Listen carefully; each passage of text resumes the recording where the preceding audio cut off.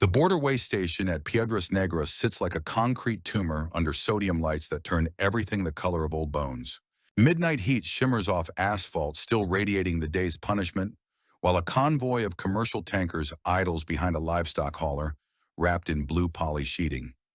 Guards argue in rapid Spanish, their voices carrying across the humid air. An envelope changes hands. Barriers rise with hydraulic sighs. Before I walk you through the full story, I just have a small favor to ask. Make sure to subscribe to the channel, hit that like button, and let me know in the comments, what city are you watching from? It's always amazing to see how far this audience is reaching.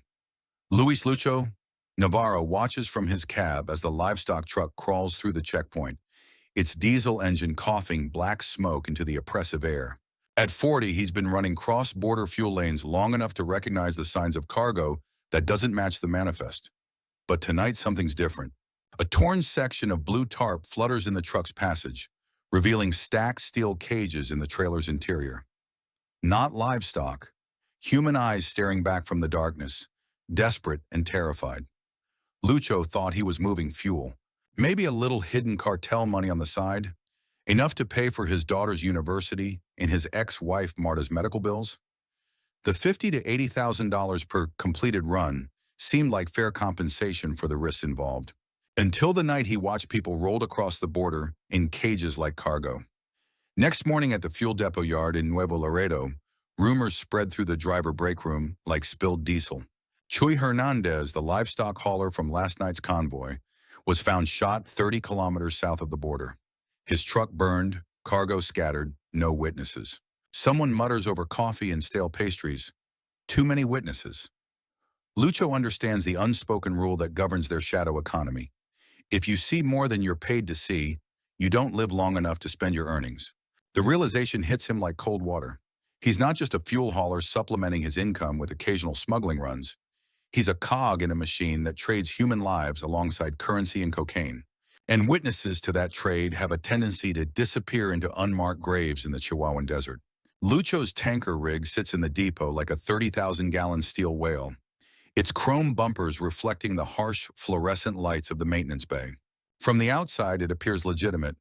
Proper commercial plates, DOT numbers, fuel manifests that match the load specifications. But Lucho has begun noticing details that don't add up. Steam vents where no fuel should be present. Dull thuds below baffle compartments when he climbs underneath for routine inspections. Welded patch lines along tank seams that don't appear on any manufacturer schematic. The maintenance tech, a nervous man named Raul with cartel connections dating back 15 years, deflects Lucho's questions about the modifications. Baffles swell in this heat, he explains while avoiding eye contact. Metal expands, contracts, nothing to worry about. But Lucho's 20 years of mechanical experience tells him that legitimate fuel baffles don't require concealed access plates or specialized welding patterns that look designed to hide internal voids. For 2 months, Lucho conducts his own investigation with the methodical patience of a man whose life depends on accurate information. He keeps a private notebook hidden in his cab's sleeper compartment, recording discrepancies between loaded fuel volumes and expected tank capacities. The numbers tell a story. Recurring mass differences of approximately 150 kilograms on southbound runs, carrying supposedly empty tanks returning from U.S. deliveries. During an unsupervised wash cycle at the depot, Lucho snakes a cheap endoscope camera through a drain nipple, threading the fiber optic line into spaces that shouldn't exist. The tiny screen reveals his worst suspicions. Brick-wrapped bundles, shrink-sealed in plastic tubes, suspended in hidden cavities beneath the primary baffle system. Some runs carry pure cash. Others include vacuum-sealed cocaine rods in PVC housings, insurance against delivery failures, or enforcement seizures. The cartel system reveals itself through careful observation. Dispatch issues numbered wire seals for each leg of the journey, photographed at origin and destination to verify cargo integrity. The receiving yard documents seal numbers before cutting them for offload procedures. To the casual observer, the system appears foolproof, but Lucho recognizes that any security measure designed by humans can be defeated by human ingenuity. He begins collecting spent seals from the yard's disposal bins, studying their construction and numbering systems. A small investment in hobby die stamping equipment allows him to reproduce convincing duplicates. The cartel's faith in their seal integrity becomes the foundation of his theft plan. The moral calculus that drives Lucho toward theft involves more than greed. Chuy's murder demonstrated that cartel drivers occupy a precarious position between value and liability. Trusted employees receive substantial compensation, but witnesses to sensitive operations face elimination when their knowledge becomes inconvenient. Staying in the system means eventual exposure to something that will mark him for death. Fleeing without resources means poverty and constant fear of discovery. But escaping with enough money to disappear completely offers a third option. The target presents itself during cartel year-end financial operations. Dispatchers discuss a large cash repatriation run destined for Colombian broker payments, unusual insurance arrangements, and double escort protocols later canceled for cost savings. Lucho confirms the load through depot gossip and manifest irregularities that suggest something valuable beyond normal fuel cargo. Don Abel Garcia operates a struggling grain farm 40 kilometers east of the main highway corridor. His operation crushed by cartel-controlled fuel price manipulation and protection payments that consume most of his profit margins. When Lucho approaches him with an offer of free fuel and cash payment for staging a farmer's protest blockade, Abel recognizes an opportunity to strike back against the organization, destroying his livelihood. The protest has legitimate foundations. Local farmers face bankruptcy due to fuel costs, transportation monopolies, and protection rackets that extract tribute from every aspect of agricultural operations. Abel organizes neighboring ranchers around real grievances, creating authentic anger that will provide perfect cover for the staged roadblock Lucho requires. Equipment preparation occupies 6 weeks of careful acquisition and positioning. A portable pneumatic pump and food-grade transfer hose, supposedly purchased for Abel's irrigation system, gets connected to his farm's fuel storage tank. Sling nets and lined agricultural totes provide rapid handling capacity for extracting baffle contents. Water ballast bladders weighted to match removed cache mass offer replacement cargo that will fool casual weight verification. Communication security requires burner phones and push-to-talk radios that can't be traced to either participant. Lucho records traffic noise files that will simulate being stuck in the protest convoy when dispatchers demand status updates. Pre-planning covers every contingency except the one factor beyond his control: whether cartel suspicion will focus on external theft or internal betrayal. The target night arrives with oppressive humidity that turns the air thick as soup. Lucho's tanker leaves the cartel fuel depot at 10:30 p.m. with legitimate manifests showing southbound fuel delivery to Monterrey distribution terminals. Wire seals applied according to protocol. GPS tracking active with 10-minute polling intervals. Everything appears routine to cartel dispatchers monitoring the operation from their climate-controlled command center. At 12:32 a.m., Abel's farmers roll tractors and hay bales across the main toll road at kilometer marker 182, blocking traffic in both directions with agricultural equipment that takes hours to move. Local police, many of whom come from farming families themselves, show sympathy for the protesters while directing traffic toward alternate routes. The roadblock creates exactly the chaos Lucho needs for his theft window. Radio communication to cartel dispatch follows rehearsed scripts. Kilometer 182 closed by state police. Protesters blocking with farm vehicles. Request permission to use agricultural spine road detour. The response comes quickly. Authorized. Return to main route at kilometer 209. Confirm seal integrity upon arrival. Lucho acknowledges while maneuvering his massive rig toward the farm road turnoff. GPS tracking becomes sporadic under heavy tree canopy that blocks satellite signals during critical minutes. Cartel monitoring systems show the truck moving toward the detour route, then brief signal gaps that appear consistent with natural terrain interference. The 10-minute polling cycle provides exactly enough time for Lucho's operation if executed with precision timing. Abel's grain silos provide concealment from overhead observation, while Lucho parks behind the largest storage building. Security cameras and drone surveillance can't penetrate the metal structures, creating a dead zone where his activities become invisible to cartel oversight. The clock shows 1:05 a.m. when Lucho begins the most dangerous 40 minutes of his life.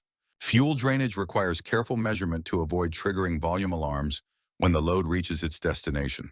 4,000 liters transferred to Abel's storage tank exposes the concealed service manway flange that provides access to the hidden baffle cavity. The transferred fuel serves dual purposes, creating working space and providing Abel with valuable compensation for his risk. The concealed access plate comes free after removing 12 bolts that Lucho had gradually loosened during previous legitimate maintenance stops. No welding torches, no cutting equipment, no permanent damage that would expose the theft method to cartel investigators. Inside the cavity, shrink-wrapped currency bundles hang in polymer socks designed to protect them from fuel vapors and moisture contamination. $13 million in $100 bills weighs approximately 130 kilograms, fitting easily into agricultural fertilizer totes that Abel maneuvers with his forklift. Lucho leaves behind any cocaine rods, wanting no involvement with drug trafficking that carries heavier legal penalties than theft. The currency bundles disappear into Abel's underground root cellar, pre-excavated specifically for this purpose. Weight replacement becomes critical for avoiding detection during destination weighing procedures. Water ballast bladders and scrap chain provide mass equivalent to the removed cash while creating authentic fuel slosh dynamics when the truck moves. Installation requires precise positioning to fool both weight scales and any physical inspection of the tank interior. Seal integrity remains intact throughout the operation because Lucho never touches the exterior fuel compartment seals. The hidden baffle access operates independently of the primary cargo system, allowing him to steal the concealed contents while leaving official fuel manifests completely accurate. A light dusting of road grit and diesel residue on the reinstalled access plate eliminates any evidence of recent disturbance. By 1:47 a.m., Lucho rejoins the main highway, with GPS tracking resuming normal function. Dispatch receives his status report confirming successful navigation around the protest area. Fuel temperature readings show elevation consistent with extended idling during the roadblock delay, explaining minor volume variations that will appear when the load reaches its destination. The cartel receiving yard in northern Monterrey operates under floodlights that turn night into harsh artificial day. Security personnel photograph wire seals before cutting them for fuel offload procedures. Volume measurements fall within acceptable shrinkage tolerances, accounting for temperature changes and evaporation during transport. Nothing appears unusual to the receiving crew who complete standard documentation before releasing Lucho for his return journey. The hidden cargo discovery occurs 8 hours later when cartel cash retrieval specialists arrive to empty the concealed baffle compartments. Instead of $13 million in currency, they find water ballasts and scrap metal. Panic spreads through the organization as supervisors try to determine how such a sophisticated theft could occur without detection by their security systems. Initial cartel investigation focuses on external theft possibilities. Highway robbery crews occasionally target valuable cargo, but hitting a specific hidden compartment requires inside knowledge of cartel operations. The protest roadblock provides convenient cover for extended robbery operations, but traffic chaos would complicate any large-scale theft requiring specialized equipment and extended time. Suspicion eventually focuses on Lucho as the only person with access, opportunity, and knowledge necessary for the theft.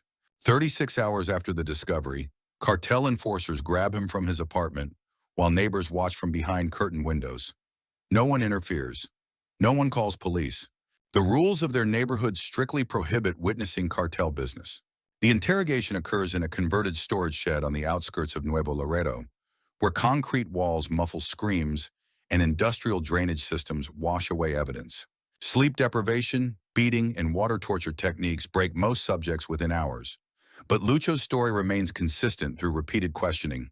Roadblock chaos, police-directed detour, no broken seals, GPS logs confirming his route. Data analysis saves Lucho's life by creating reasonable doubt about his involvement. GPS tracking shows the authorized detour route with signal gaps consistent with terrain interference. Photographs confirm seal integrity matches departure documentation. Fuel volume shrinkage falls within normal parameters for temperature and evaporation factors. Highway patrol reports verify the protest roadblock occurred exactly as Lucho described. Cartel cost-benefit analysis weighs the expense of replacing an experienced, previously reliable driver against the possibility that external theft occurred during authentic protest chaos. Killing Lucho provides emotional satisfaction, but eliminates a valuable asset if he's innocent. Keeping him allows continued monitoring while maintaining operational capacity for future runs. The compromise solution involves financial punishment and enhanced surveillance. Lucho's pay gets docked for the loss, though he's permitted to continue working under intensive observation. Hidden GPS trackers, random vehicle searches, and covert surveillance teams monitor his activities for months following the incident. The cartel hedges their bets by punishing him while maintaining his utility. Abel's farm faces cartel retaliation 3 weeks later when enforcers raid his property seeking evidence of involvement in the theft. They find fuel storage tanks, agricultural equipment, and legitimate farming operations, but no currency or obvious signs of unusual activity. Abel's story about purchasing discount fuel from an independent broker holds up under questioning, especially when supported by forged invoices that Lucho provided weeks earlier. The money presents immediate storage and security challenges that require careful planning to avoid detection or deterioration. $13 million in cash generates mold and insect problems if not properly preserved in controlled environments. Abel's grain storage bins, equipped with oxygen scavenger systems for pest control, provide temporary preservation while longer-term laundering strategies develop. Converting $13 million in stolen cartel currency into usable assets requires sophisticated money laundering networks that operate across multiple jurisdictions. Street-level currency exchanges offer immediate liquidity at significant discounts, typically 60 to 70 cents per dollar for large volumes. These transactions provide seed money for more complex operations while reducing the bulk storage problem. Used machinery imports create legitimate business fronts for large cash transactions. Purchasing damaged agricultural equipment from U.S. auctions with cash, then reselling after minimal repairs, generates invoiced revenue that appears completely legal. The markup difference between purchase and sale prices provides clean income that can be deposited in banks, invested in property, or used for major purchases without triggering financial intelligence investigations. Livestock trading offers another laundering avenue with built-in profit potential. Cash purchases of cattle through private sales, followed by auction house sales that generate wire transfer payments, create documented agricultural income that supports rural lifestyle claims. The cycles can be repeated multiple times with different animals, gradually converting dirty cash into clean bank deposits. Cryptocurrency conversion through over-the-counter dealers in Panama provides access to international markets while maintaining anonymity through privacy coins and decentralized exchanges. $1 million converted to Bitcoin and other digital assets allows property purchases in Paraguay and Argentina through shell companies that obscure beneficial ownership. Lucho's exit from cartel operations requires careful orchestration to avoid suspicion while creating distance from criminal networks.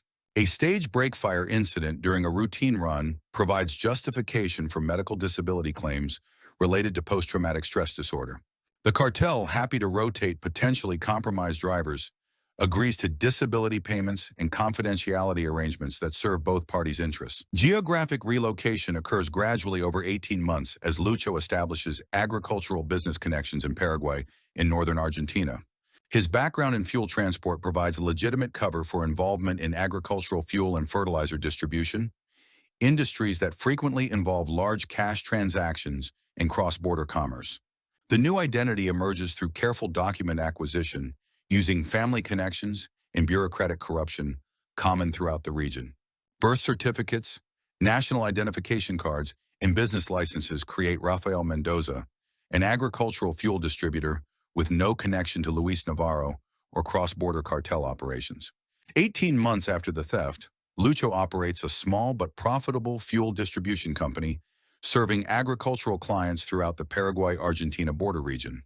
The business provides legitimate income while serving as a vehicle for laundering remaining stolen currency through normal commercial operations. His customers pay in cash for fuel deliveries, creating a natural explanation for large currency deposits. Guilt over witnessing human trafficking motivates anonymous charitable donations to migrant assistance organizations throughout Central America. These contributions, made through untraceable channels, provide psychological relief while ensuring that some portion of the stolen money serves humanitarian purposes. The donations can't restore freedom to the people he saw in cages, but they offer assistance to others facing similar exploitation. The cartel's accounting records list the loss as Fuel 682:13 million USD, highway protest event, unresolved, assigned to tax. No individual receives official blame for the theft, though 3 mid-level security supervisors disappear over subsequent months as organizational scapegoats. The case remains open in cartel files, but active investigation ceases as other priorities claim attention and resources. 5 years later, grain auction records in Formosa province note large cash purchases made by a buyer matching Lucho's general description. The currency bundles bear Federal Reserve stamping series that match historical seizure records from cartel operations, reopening investigative interest among law enforcement agencies, monitoring money laundering activities. But positive identification remains impossible, and no arrests follow the reported sightings. The questions persist across multiple investigations and jurisdictions. How does someone steal $13 million from sophisticated cartel security systems without leaving evidence? Was the theft an inside operation or external robbery disguised as legitimate transport? Do other drivers possess similar knowledge and opportunity for theft? Each theory generates new investigative leads that ultimately dead-end in contradictory evidence or missing documentation. Former cartel investigators offer conflicting assessments of the case. Some insist that beating their security systems requires inside knowledge that only trusted employees possess. Others argue that external robbery crews with sufficient planning and local knowledge could exploit protest chaos to access hidden cargo. The debate continues in law enforcement circles as training material for understanding cartel security vulnerabilities. Border security analysts study the case as an example of how criminal organizations balance operational security against efficiency requirements. Enhanced surveillance and verification procedures increase costs while reducing profit margins, forcing organizations to weigh security investments against operational flexibility. The theft demonstrates how even sophisticated criminal enterprises remain vulnerable to determined individuals with inside knowledge. Regional farmers tell stories about the night someone struck back against cartel fuel monopolies, taking enough money to disappear forever while leaving behind evidence of protest legitimacy that protected community members from retaliation. The tales serve as inspiration for communities oppressed by criminal organizations while warning about the personal costs of resistance. Somewhere in rural South America, a man who once hauled cartel cash beneath legitimate fuel loads tends to agricultural business that serves farmers struggling against the same economic pressures he once faced. The $13 million that disappeared during a protest roadblock continues generating legitimate commerce, supporting rural communities, and funding anonymous assistance for migrants fleeing the violence he witnessed that night at the border. Crossing. The psychological transformation that enabled Lucho's theft began months before he ever conceived of stealing cartel money. Working the cross-border fuel lanes exposed him to gradual moral erosion that started with small compromises and escalated through layers of complicity until he found himself witnessing horrors that demanded action. The progression from legitimate trucker to criminal accomplice to desperate thief followed a predictable pattern that ensnared dozens of drivers throughout the region. Initially, Lucho's involvement seemed innocuous. Fuel transport companies offered premium pay for drivers willing to work irregular schedules and avoid asking questions about unusual cargo weights or modified equipment. The extra money helped support his daughter's education and his ex-wife's ongoing medical treatment for diabetes complications that required expensive insulin and regular specialist visits. Financial pressure made the moral compromises seem reasonable. The first indication of criminal involvement came through weight discrepancies that Lucho initially attributed to measurement errors or equipment variations. Southbound runs consistently showed gross vehicle weights that exceeded fuel load calculations by margins too large for normal variance. When Lucho mentioned the discrepancies to dispatch, supervisors deflected his concerns with explanations about equipment modifications for better fuel distribution or enhanced stability systems. Gradually, Lucho realized that other drivers possessed knowledge about the weight differences that they shared only in whispered conversations during mandatory rest stops. Jorge Mendez, a veteran driver with 15 years of cross-border experience, eventually explained the system during a late-night conversation at a truck stop diner outside Monterrey.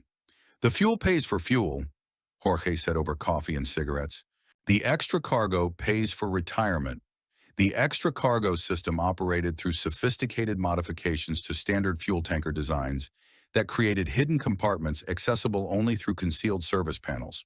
Legitimate fuel loads provided cover for secondary cargo that included currency, precious metals, and occasionally high-value narcotics that required temperature-controlled transport.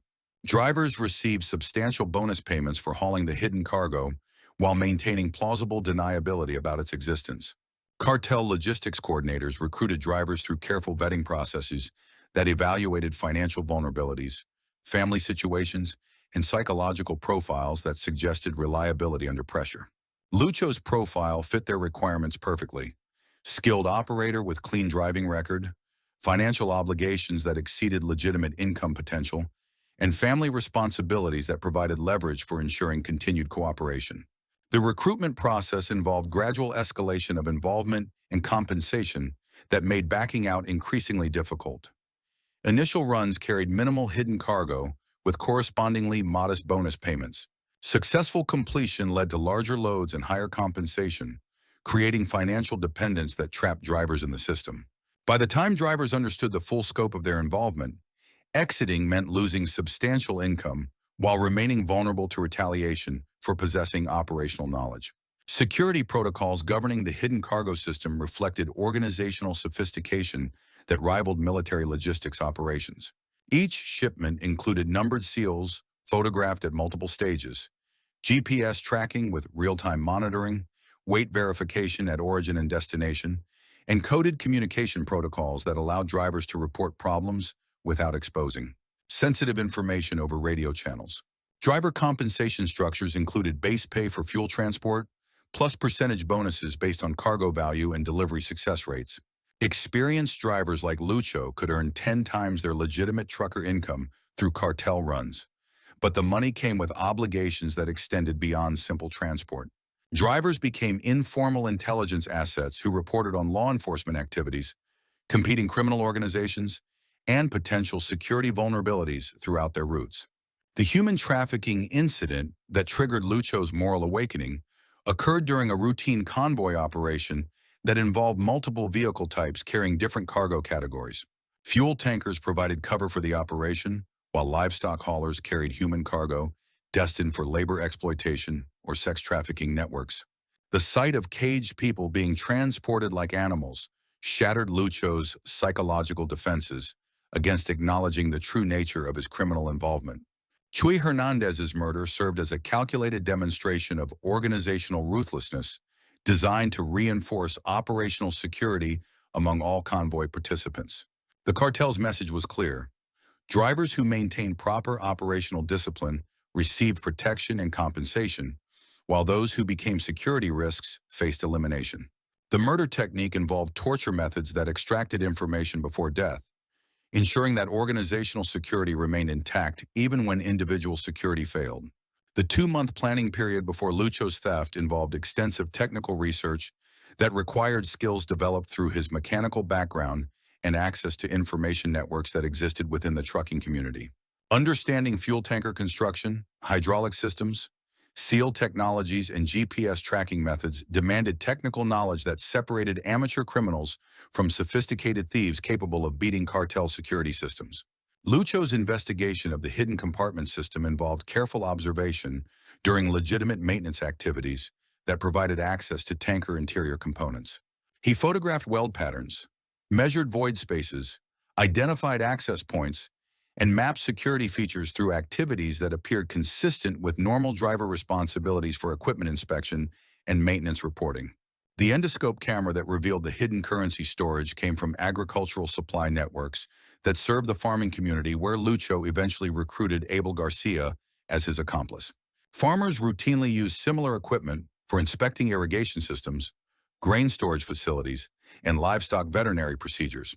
The camera's agricultural origins provided cover for its purchase, while ensuring that cartel intelligence networks wouldn't identify the acquisition as suspicious.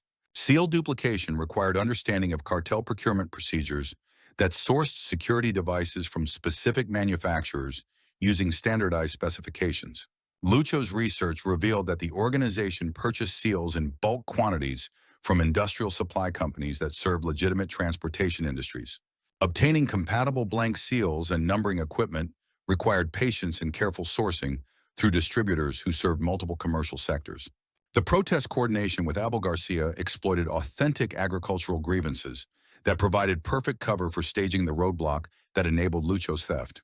Regional farmers faced legitimate economic pressures from cartel-controlled fuel pricing, transportation monopolies, and protection rackets that extracted tribute from every aspect of agricultural operations. Abel's organization of neighboring farmers around real issues created authentic protest dynamics that would withstand investigative scrutiny. Abel's farm provided an ideal operational base for the theft due to its geographic position relative to major transportation corridors, existing fuel storage infrastructure that justified large tank installations, and family connections throughout the regional agricultural community that provided additional security and legitimacy. The farm's financial struggles made Abel receptive to Lucho's proposal, while ensuring that any subsequent prosperity could be attributed to improved agricultural operations. Equipment pre-positioning required careful coordination between Lucho's technical requirements and Abel's agricultural operations to ensure that specialized theft equipment appeared consistent with legitimate farming activities. The portable pump system integrated with existing irrigation infrastructure. Transfer hoses matched specifications used for fuel distribution to agricultural customers. Storage containers resembled fertilizer and feed handling equipment common on working farms. The theft operation itself required precise timing coordination that accounted for cartel monitoring systems, law enforcement patrol schedules, and agricultural activities that provided operational cover. GPS tracking systems operated on predictable polling intervals that created brief windows when vehicle location data became unavailable. Tree canopy coverage along agricultural roads provided natural signal interference that made tracking gaps appear consistent with terrain effects rather than deliberate signal blocking. Fuel drainage procedures required technical expertise in tanker operation that distinguished between legitimate fuel handling and theft activities. Lucho's 20 years of trucking experience provided knowledge of fuel system hydraulics, pump operations, and volume measurements that enabled precise extraction without triggering delivery shortage alarms at the destination facility. The hidden compartment access required mechanical skills that went beyond routine maintenance activities to include specialized welding, seal replacement, and weight distribution techniques that would fool sophisticated security inspections. Lucho's diesel mechanic background provided relevant experience, but executing the theft without leaving evidence required additional skills developed through careful practice and technical research. Currency handling during the theft operation involved understanding of cash storage systems, weight distribution, and preservation techniques that would protect the money during transport and storage phases of the operation. $13 million in $100 bills required specialized handling to prevent damage, maintain organization, and facilitate later laundering operations that would convert the stolen currency into usable assets. The weight replacement system using water ballast and scrap metal had to replicate not just the mass of the removed currency, but also its distribution patterns and dynamic behavior during vehicle operation. Static weight measurement could be fooled relatively easily, but creating authentic movement patterns that would pass physical inspection required understanding of fluid dynamics and cargo securement techniques. Cartel investigation procedures following the theft discovery revealed organizational capabilities that included forensic analysis, personnel interrogation, and data correlation techniques that rivaled law enforcement agencies. The investigations focus on technical evidence, rather than solely relying on witness statements or confessions, demonstrated sophisticated understanding of security analysis and criminal investigation methods. The torture and interrogation that Lucho endured during cartel investigation involved systematic psychological and physical pressure designed to break resistance while preserving the subject's ability to provide useful information. The techniques reflected training and experience in extracting confessions while evaluating the reliability of information obtained under duress. Lucho's survival during interrogation depended on maintaining story consistency while providing enough verifiable information to establish credibility without admitting involvement in the theft. His knowledge of legitimate protest activities, familiarity with GPS tracking limitations, and understanding of fuel system operations provided factual foundation for his cover story that investigators could verify through independent sources. The money laundering network that enabled Lucho to convert stolen currency into usable assets operated through agricultural and commercial sectors that frequently involved large cash transactions without triggering financial intelligence. Investigations. Used equipment trading, livestock auctions, and agricultural commodity markets provided legitimate business fronts for cash conversion operations. Cryptocurrency integration into the laundering process reflected evolving money laundering techniques that combine traditional currency exchange methods with digital asset technologies. Over-the-counter dealers in jurisdictions with limited financial regulation provided conversion services that maintained anonymity while accessing international markets for property acquisition and investment activities. The geographic relocation strategy that enabled Lucho's escape from cartel territory involved gradual migration through agricultural business networks that provided legitimate cover for cross-border movement and identity establishment. Agricultural fuel distribution provided natural explanation for extensive travel, cash transactions, and business relationships that supported the new identity creation process. Document acquisition for identity creation exploited bureaucratic weaknesses and corruption opportunities that existed throughout the region's administrative systems. Birth certificate replacement, identification card issuance, and business license procurement involved processes that could be manipulated through family connections, financial payments, and administrative errors that created legitimate documentation. For fictional identities, the new business operations that provided cover for Lucho's laundering activities required genuine expertise in agricultural fuel distribution to maintain credibility while processing stolen currency through legitimate commercial transactions. The business had to generate authentic profit and provide real services to agricultural customers while serving as a vehicle for money laundering operations. Charitable donations made through untraceable channels provided psychological relief for Lucho, while ensuring that some portion of the stolen money served humanitarian purposes that addressed the human trafficking that triggered his moral awakening. The donations couldn't restore freedom to the victims he witnessed, but they provided assistance to organizations working to prevent similar exploitation. Law enforcement investigation of the theft case revealed jurisdictional limitations, resource constraints, and corruption issues that prevented effective pursuit of sophisticated criminal operations that crossed international boundaries. The case remained open in multiple agency files, but active investigation ceased when other priorities claimed limited investigative resources and political pressures discouraged pursuit of cases involving powerful criminal organizations. Border security analysis of the theft demonstrated vulnerabilities in transportation security systems that relied on document verification and seal integrity rather than comprehensive physical inspection of cargo. The case became training material for understanding how criminal organizations exploited security weaknesses while maintaining operational efficiency through trusted driver networks and sophisticated logistics coordination.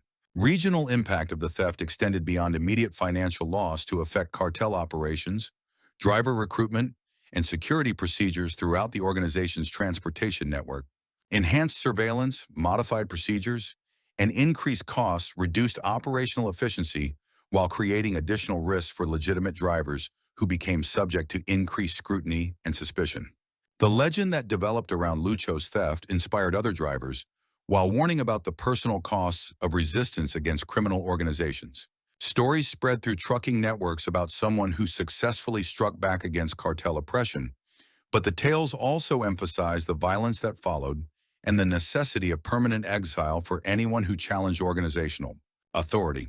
5 years after the theft, Lucho's agricultural fuel distribution business serves farming communities throughout the Paraguay-Argentina border region, while continuing to process remaining stolen currency through legitimate commercial operations. The business provides genuine value to agricultural customers while serving as the final stage of a money laundering operation that converted $13 million in cartel currency into clean commercial assets. He hauled cartel cash beneath the fuel that powered a criminal empire.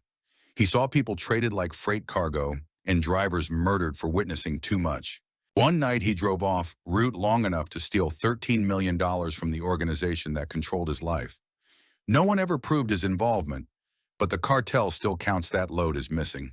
The money disappeared into agricultural networks that convert dirty currency into clean commerce, one transaction at a time, until nothing remains but profit margins and phosphate fertilizer receipts that tell no stories about their origins.